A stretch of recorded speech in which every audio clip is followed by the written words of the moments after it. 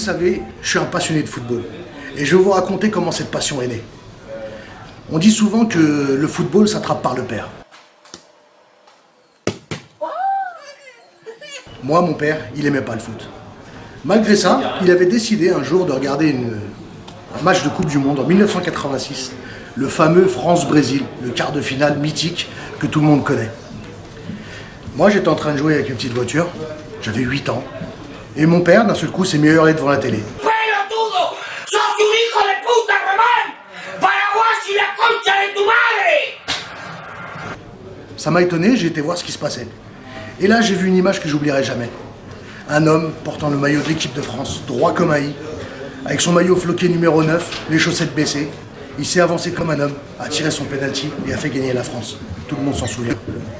Et là, ce joueur est rentré dans une folie la plus totale. Dans ses yeux, il y avait de la joie et il y avait surtout de la passion. Cet homme, c'était Luis Fernandez.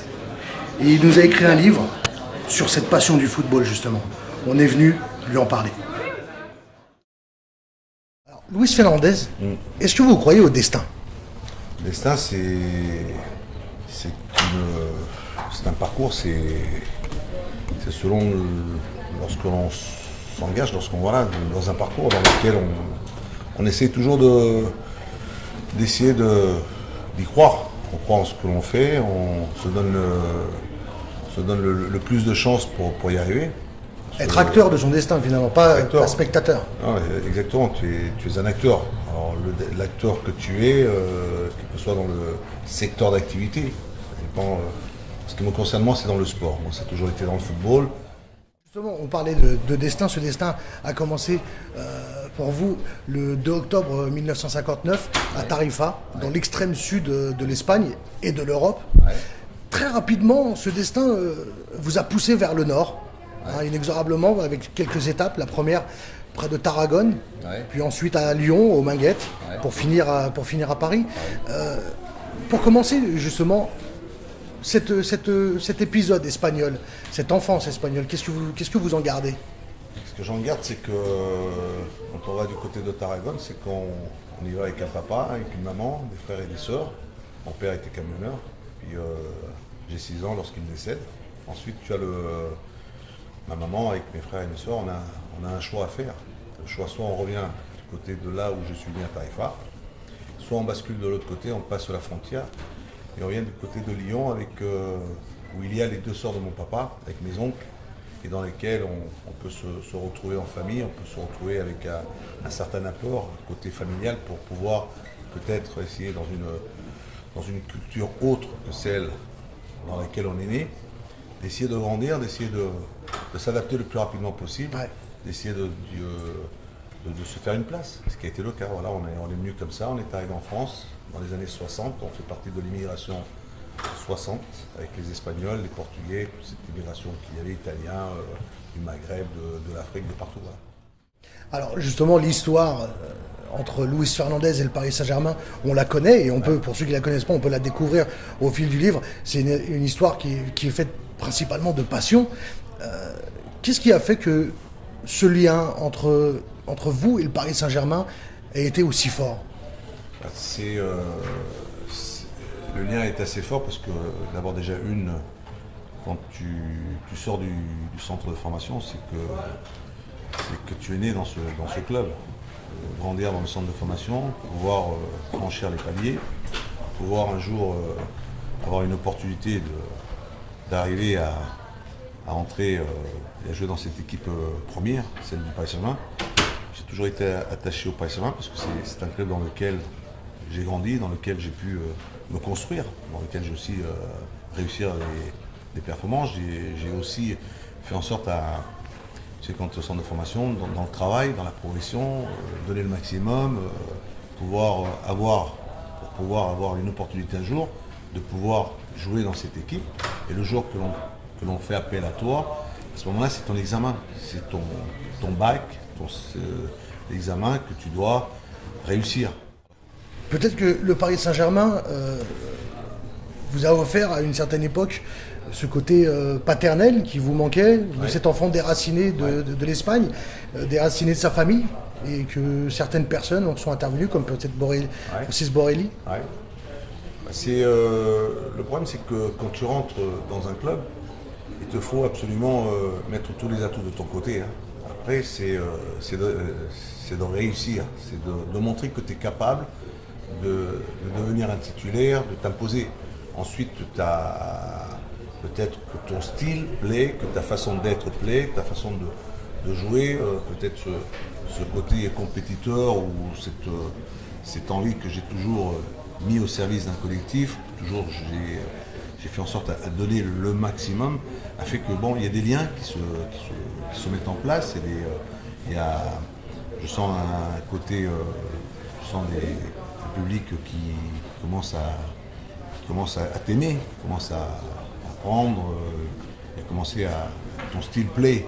Alors c'est-à-dire qu'après tu as un président qui est là aussi, qui est Francis Borrelli, qui certainement aussi aime ce garçon que je suis, parce que peut-être que lui aussi se reconnaît, se voit aussi dans son enfance, venir aussi comme moi à Paris, tenter l'aventure, tenter sa chance et devenir l'homme qu'il est devenu.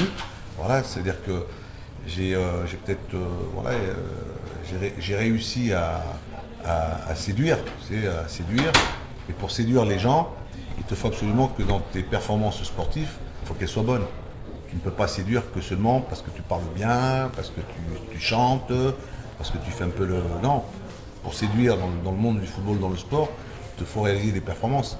Tes performances étant bonnes, étant toujours assez dans la régularité, c'est dans les enchaînements, tu fais en sorte à prendre une place, à devenir un titulaire, et ça aussi, ça aide beaucoup. Alors, justement, le titre du livre, c'est Luis. Ouais.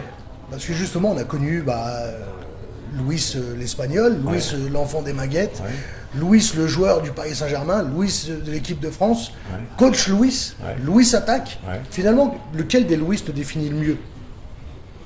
Moi, j'ai toujours été un vrai passionné. Quand tu es un passionné, tu aimes le terrain. Le terrain, pour moi, c'est fondamental. C'est important, c'est primordial. Parce que être entraîneur, alors c'est vrai que quand je me lance dans c'est Francis Borrelli quand il est à Cannes, lorsqu'il est président, quand je finis ma carrière, c'est à ce moment-là où sur le point de la terminer, me demande si je me sentais capable de me lancer pour devenir entraîneur. Puis tu sais, quand tu deviens entraîneur, il te faut absolument réussir assez rapidement, ce qui a été le cas, en faisant remonter la SCAN de deuxième en première division, la saison suivante d'en faire un club européen. C'est-à-dire que ça a certainement contribué à ce que le Paris Saint-Germain à cette époque fasse appel à moi pour venir et devenir l'entraîneur du PSG. Et quand vous savez l'attachement que j'ai à ce Paris Saint-Germain, j'en étais fier, j'étais content.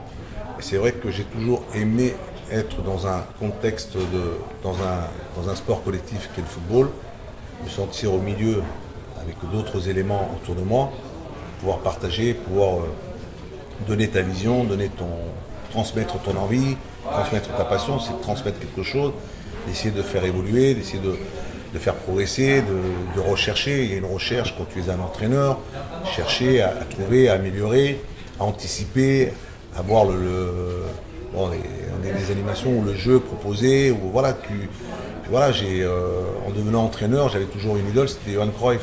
Cruyff pour moi c'était l'entraîneur idéal, c'était l'entraîneur dans lequel, en le regardant, en le lisant, j'avais envie de faire de même, parce que je me disais, c'est le football que l'on peut peut-être prôner, peut-être le football que l'on a envie de mettre en place, et c'est pour cela que j'ai aimé être entraîneur, puis j'ai envie de l'être encore. Bon, maintenant dans les médias, c'est dans un autre registre, c'est dans les commentaires, dans les analyses, dans les avant, dans les après-matchs, commentaires, et c'est pour cela que j'ai fait en sorte, par rapport à ta question, que c'est peut-être ça qui me plaît le plus, c'est d'être sur un terrain, au bord d'un terrain, communiquer ma passion, donner mon envie. Puis voilà, ça a toujours été ça qui m'a toujours plu.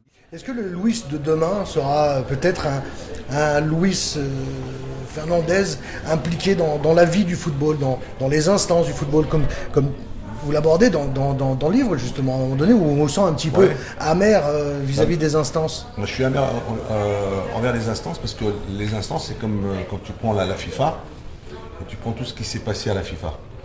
Tu te dis que le football, on doit avant tout essayer de renvoyer des images positives. On ne peut pas tricher.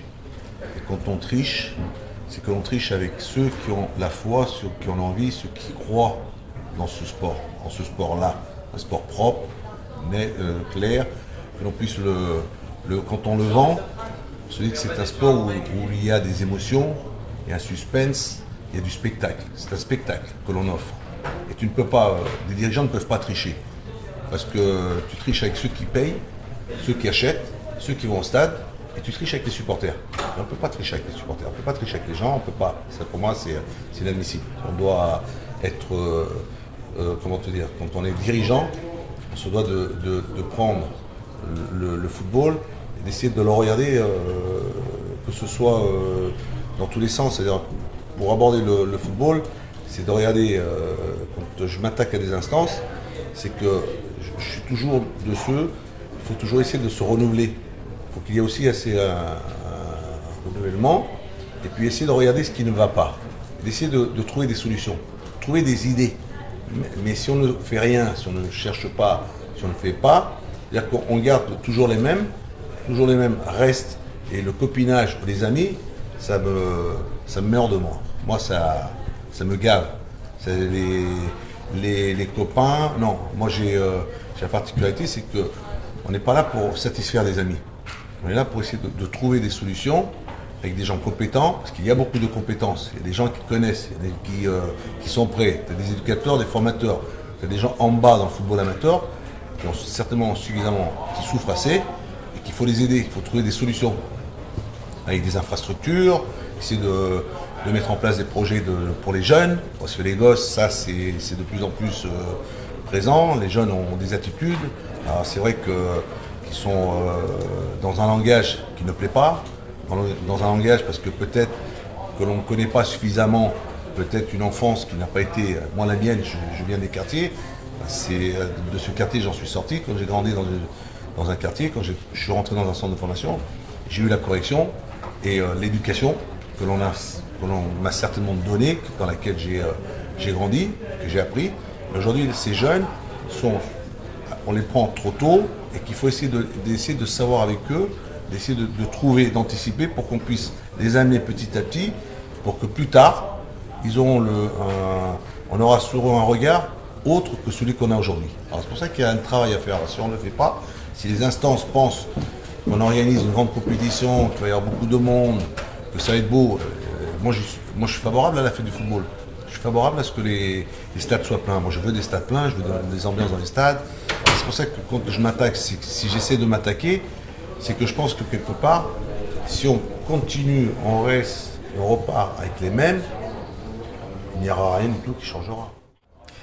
Pour finir, quel est le message que vous avez voulu transmettre au travers de ce livre, Louis? De ce livre, c'est celui d'un enfant, de quelqu'un qui a un parcours dans lequel c'est un parcours, voilà, comment peut-on y arriver. Tu sais, tu fais des rencontres, comme je te disais, les rencontres, c'est de rencontrer des gens, et des fois, c'est des personnes qui te donnent des bons conseils. Donc il faut, quand les gens ont une tendance à te tendre la main, à t'aider, c'est d'avoir une certaine reconnaissance, de ne pas oublier, d'essayer de toujours de faire en sorte, le sport ça demande toujours des efforts, ça demande toujours, c'est sûr que c'est dur pour y arriver, mais une fois qu'on y arrive, je pense qu'il faut essayer d'y rester le plus longtemps possible. Alors pour y rester le plus longtemps possible, comme je dis au travers du livre, c'est que des fois ça m'est arrivé d'avoir, je ne dis pas que j'ai toujours eu raison, je ne détiens pas la vérité, mais à travers du livre, je me suis toujours battu, le passionné que j'ai toujours été, que je vais continuer à être, c'est de ne jamais se relâcher, c'est toujours s'accrocher, toujours se battre. Voilà, il y a toujours une place, même si on vient de loin, même si on n'est pas censé avoir peut-être pas fait des grandes écoles, des grandes études, mais on peut éventuellement y arriver, parce que le football c'est une école, une vraie école. C'est du savoir souffrir, savoir, toi, c'est quand tu y arrives quand tu le connais, quand tu le sais, tu peux y arriver. C'est-à-dire pour moi, ce livre-là, ça reflète un peu mon parcours qui n'est pas encore terminé, que j'espère que j'aurai l'occasion d'en écrire d'autres. Louis, autobiographie de Luis Fernandez aux éditions Hugo Sport. Pour l'avoir lu, c'est un vrai plaisir. Merci, c'est gentil à vous. Merci beaucoup. Merci beaucoup. Merci. Allez Louis, allez mon petit bonhomme. Ouais, oui, mon petit bonhomme, bravo. Bravo, en demi-finale, c'est le drame devant nous. Devant nous, ils sont atterrés, ils se sont levés souvent. Nous nous levons que pour une fois, mais c'est la bonne. Nous nous levons une fois, mais c'est la bonne.